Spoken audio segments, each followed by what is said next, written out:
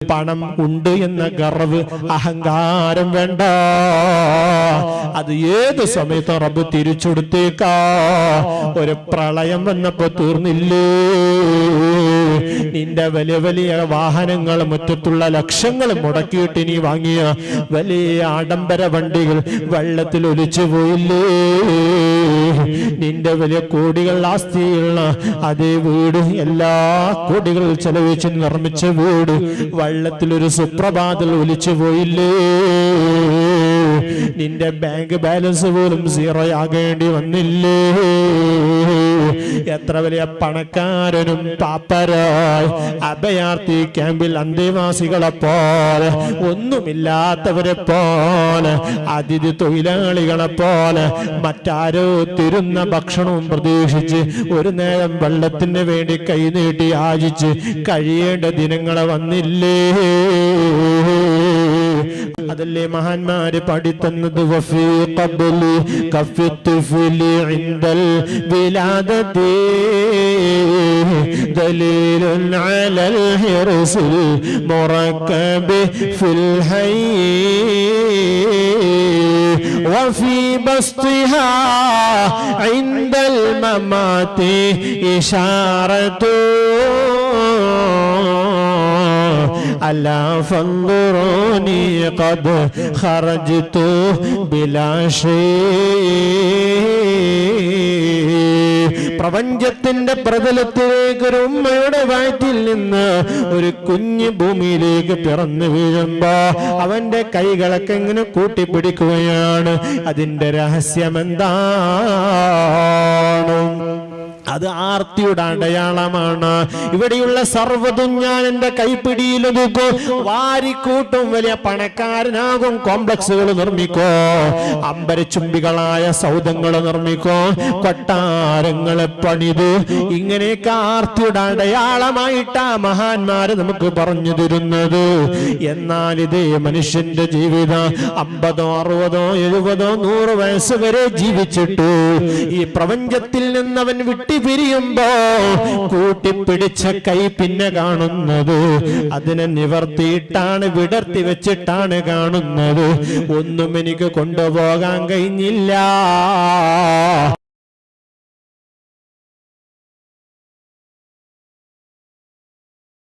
അഞ്ച് കാര്യങ്ങൾ റബ്ബിന്റെ അടുക്കൽ ചോദിക്കുമെന്ന് കൃത്യമായി പറഞ്ഞു തന്നിട്ട് അതിനുള്ള കണ്ടെത്തേണ്ട ഉത്തരം പോലും പറഞ്ഞു തന്നു.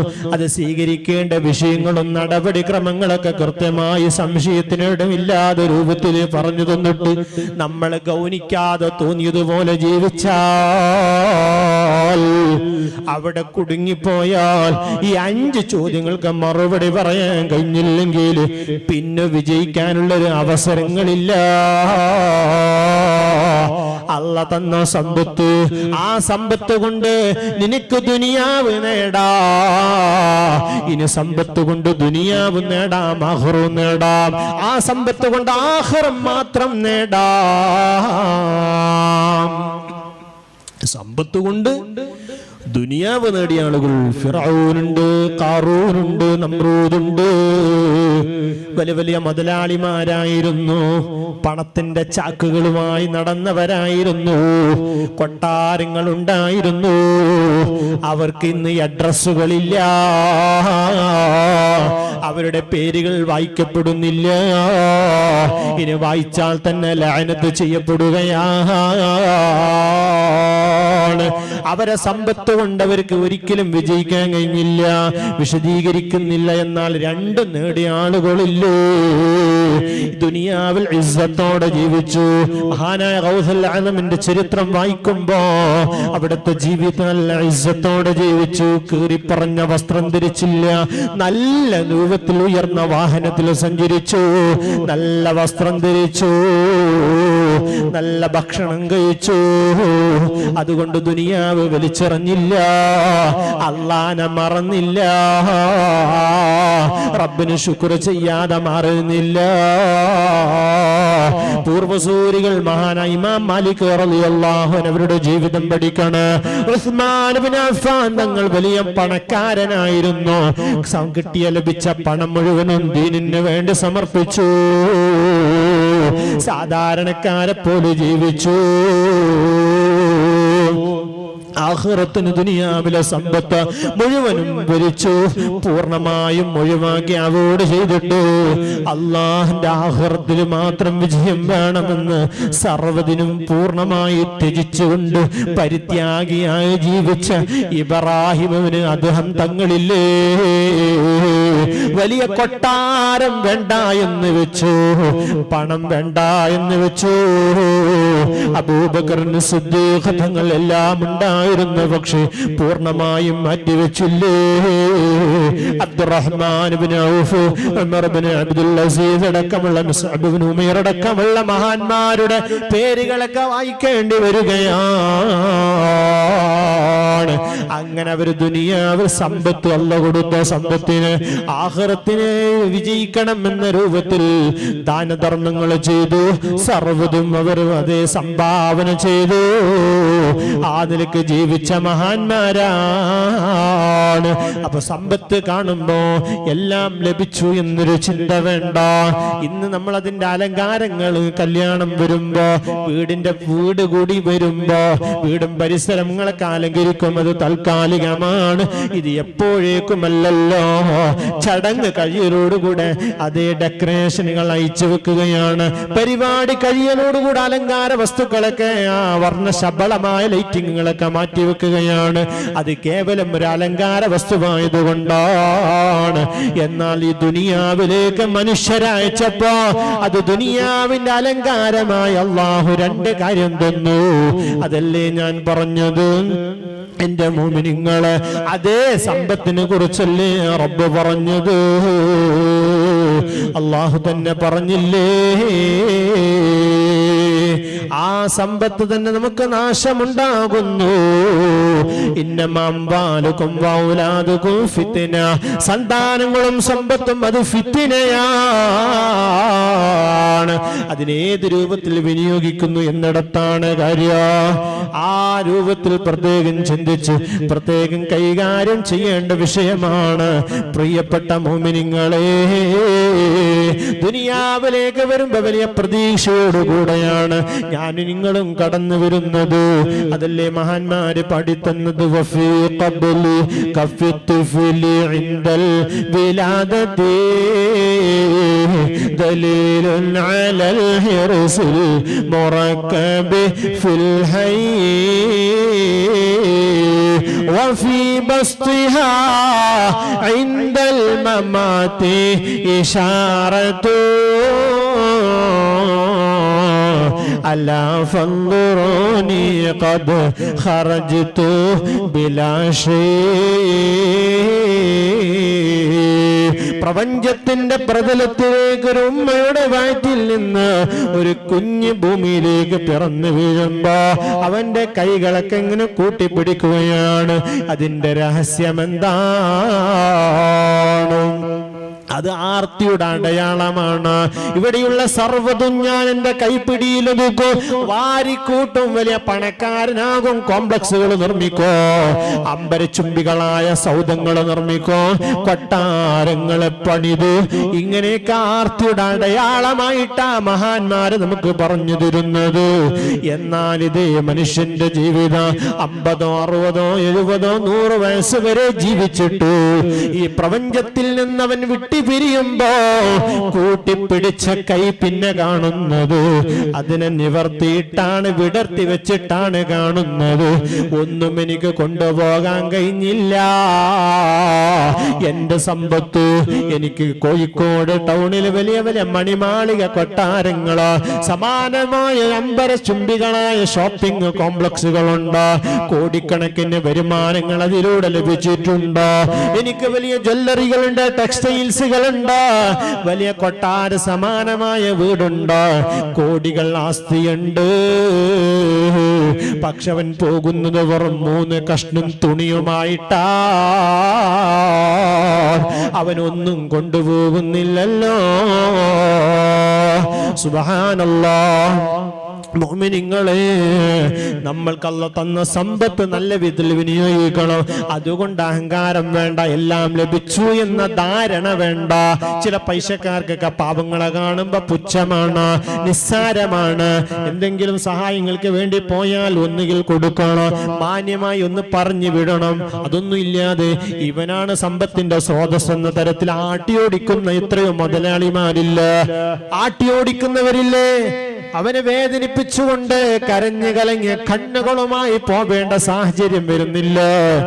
അതിനുള്ള ദുനിയാവിൽ തന്നെ റബ്ബവനെ പരീക്ഷിക്കും. നിങ്ങൾക്കറിയുമോ, മഹാനായ അംർ ഇബ്നു ദീനാർ റളിയല്ലാഹു അൻഹു നമുക്ക് പഠിപ്പിച്ചു തരികയാണ്. അതേ അവിടുത്തെ ജീവിതവുമായി ബന്ധപ്പെട്ട വലിയൊരു സംഭവം. എന്താണ്? ബനു ഇസ്രായേലിൽ കടലോരത്ത് താമസിക്കുന്ന ഒരു മനുഷ്യൻ, തീരദേശത്ത് വസിക്കുന്ന കടപ്പുറത്ത് താമസിക്കുന്ന ഒരു മനുഷ്യന്, അയാൾ എപ്പോഴും ഇങ്ങനെ വിളിച്ചു പറയാണ്, എന്നെ കാണുന്നവർ ആരെയും ആക്രമിക്കരുത്. എന്താണ്? സുബ്ഹാനല്ലാഹ്, ഒരു വ്യത്യസ്തമായ പറച്ചിലാണ്. എന്താണ് അതിന്റെ രഹസ്യം? വിഷയം വിശാലമാണ്, ചരിത്രം നീണ്ടതാണ്, ഞാൻ പരത്തി പറയുന്നില്ല, ചുരുക്കട്ടെ. അയാൾ ഒരൊറ്റ കാര്യമേ പറയുന്നുള്ളൂ, എന്നെ കാണുന്നവർ ആരെയും ആക്രമിക്കരുത്. ഉറക്കെ വിളിച്ച് പറയാണ്, ഉച്ചത്തിൽ വിളിച്ച് പറയാണ്. ഒരാൾ കണ്ടു, അല്ല മനുഷ്യ, എന്താണ് ഇങ്ങനെ ഇത് മാത്രം പറയുന്നു? അപ്പ പറയാണ്, വിശദീകരിക്കാണ്. ഒരു കാലത്ത് ഞാൻ പോലീസ് ഉദ്യോഗസ്ഥനായിരുന്നു. ഞാൻ ഈ കടൽ തീരത്ത് ഒരു ദിവസം വന്നു. ഒരു സാധുവായ മനുഷ്യന് മത്സ്യം പിടിക്കുന്നത് കണ്ടു. അയാൾക്ക് നല്ലൊരു മത്സ്യം ലഭിച്ചു. സന്തോഷത്തോടെ ആ മത്സ്യവുമായി അയാൾ വീട്ടിലേക്ക് പോകുമ്പോ ഞാൻ പിന്നാലെ കൂടി ചോദിച്ചു, ആ മത്സ്യം എനിക്ക് വെറുതെ തരുമോ?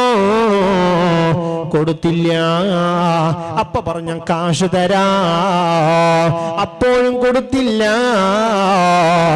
പോലീസുകാരല്ലേ, അവർക്കുണ്ടാവും അവന്റെ മസിൽ പവറെ കാണിക്കണമെന്ന് തോന്നൽ. അയാളെ കയ്യിലുണ്ടായിരുന്ന ചട്ടവാറ് കൊണ്ട് ആ പാവപ്പെട്ട മനുഷ്യന്റെ തലക്കടിച്ചു. ആ മത്സ്യത്തെ കൈവശപ്പെടുത്തി, ബലാത്കാരമായി അതിനെ സ്വന്തമാക്കി. അങ്ങനെ അവൻ അതിനും കയ്യിൽ പിടിച്ചുകൊണ്ട് വീട്ടിലേക്ക് മടങ്ങിയാണ്. കയ്യിന്റെ തള്ളവിരയിൽ അതാ മത്സ്യം കടിക്കുകയാണ്. ജീവനുള്ള മത്സ്യമാണ്. വളരെ കിണഞ്ഞു ശ്രമിച്ചു, മത്സ്യം പിടിവിട്ടില്ല. ഒടുവിൽ വീട്ടുകാരൊക്കെ ഏറെ നേരത്തെ പരിശ്രമത്തിന് ശേഷമാണ് മത്സ്യത്തിനെ ഈ പോലീസുകാരന്റെ കൈവിരലിൽ നിന്ന് അടർത്തി മാറ്റാൻ കഴിഞ്ഞത്, വേർപ്പെടുത്താൻ കഴിഞ്ഞത്. അങ്ങനെ നല്ല മത്സ്യം കറിയിച്ചു, ഭക്ഷണമൊക്കെ പാചകം ചെയ്തു. ഭക്ഷിക്കാൻ വേണ്ടി ഒരുങ്ങിപ്പോഴാണ് കയ്യിലൊരു മുള്ള് തറച്ചത് ശ്രദ്ധയിൽപ്പെട്ടത്. ആ മുള്ള് തറച്ച ഭാഗത്ത് നിന്ന് നീര് വന്നു, വിരല് വീർത്തു. അതിൽ നിന്ന് മത്സ്യത്തിന്റെ പല്ലിന്റെ അവശിഷ്ടങ്ങൾ പുറത്തു വന്നു. ആ നാട്ടിൽ അറിയപ്പെട്ട വിദഗ്ധനായൊരു ഡോക്ടറെ കാണിച്ചു. ഡോക്ടർ പറഞ്ഞു, ഇനി ഇതിനുള്ളൊരു പ്രതിവിധി, ആ കൈവിരൽ മുറിച്ച് മാറ്റണേ, മറ്റൊരു മെഡിസിൻ പറയാനില്ല. ആ വിരല് മാറ്റിയില്ലെങ്കിൽ അത് കൈയിന്റെ മുഴുവൻ ഭാഗത്തേക്കും അത് പടർന്നു പിടിക്കൂ. സുബ്ഹാനല്ലാഹ്, വിരല് മുറിച്ച് മാറ്റിയിട്ടു അസുഖം ഭേദമാകുന്നില്ല. അസുഖം മുൻകൈയിലേക്ക് പടർന്നു. അതേ ഡോക്ടർ പറഞ്ഞു, ഇനി മുൻകൈ മുറിച്ചില്ലെങ്കിൽ നീ മരിക്കാൻ സാധ്യതയുണ്ട്, മരണം സംഭവിക്കാൻ പോലും സാധ്യതയുണ്ട്. സുബ്ഹാനല്ലാഹ്, ആ മുൻകൈയും മുറിച്ചു. പിന്നെ അസുഖം തണ്ടൻ കൈയിലേക്ക് പടർന്നു, അതും മുറിക്കേണ്ടി വന്നു. സുബ്ഹാനല്ലാഹ്. പിന്നെ പറഞ്ഞു തോളം കൈയിലേക്ക് പടർന്നു, അത് മുറിച്ചില്ലെങ്കിൽ പിന്നെ മരണം സംഭവിക്കും. പേടിച്ച് അതും കൂടി മുറിക്കേണ്ട ഒരു സാഹചര്യം വന്നപ്പോ ആ പഴയ പോലീസുകാരൻ ബേജാറായി കരഞ്ഞു കലങ്ങിയ കണ്ണുകളുമായി ദുഃഖത്തോടെ കരഞ്ഞുകൊണ്ട് അലക്ഷ്യനായി വീട്ടിൽ നിന്ന് ഇറങ്ങി നടക്കുകയാ. ഒരു മരത്തിന്റെ തണലിൽ ഇങ്ങനെ ഇരിക്കുമ്പോ സ്വപ്ന ഉറങ്ങിപ്പോയി, സ്വപ്നം കാണുന്നു. ഒരാള് വന്നിട്ട് പറയാണ്, നീ എത്ര നാളായി ഇങ്ങനെ വിഷമിക്കുന്നത്? ഇങ്ങനെ അവയവങ്ങൾ മുറിച്ചാൽ ഇതിന് പരിഹാരമാകുമോ? പറയുന്നു, ഉറുദിദിൽ ഹഖ ഇലാ അഹ്ലിഹി ഫഇന്നക തൻജൂ. നീ അവകാശിക്ക് അദ്ദേഹത്തിന്റെ അവകാശം തിരിച്ചു നൽകിയ നിനക്ക് രക്ഷപ്പെടാം മോനെ. ആ പോലീസുകാരൻ പെട്ടെന്ന് ഉണർന്നു. അള്ളാഹു എനിക്ക് അറിയിച്ചു തന്നതാണെന്ന് ബോധ്യപ്പെട്ടു. ആ മനുഷ്യൻ എന്ത് ചെയ്തു? ആ മീൻപിടുത്തക്കാരൻ അന്വേഷിച്ചു നടന്നു. അയാളെ കടലിൽ ഇങ്ങനെ വലയെറിഞ്ഞ് മീൻ പിടിച്ചുകൊണ്ടിരിക്കുകയാണ്.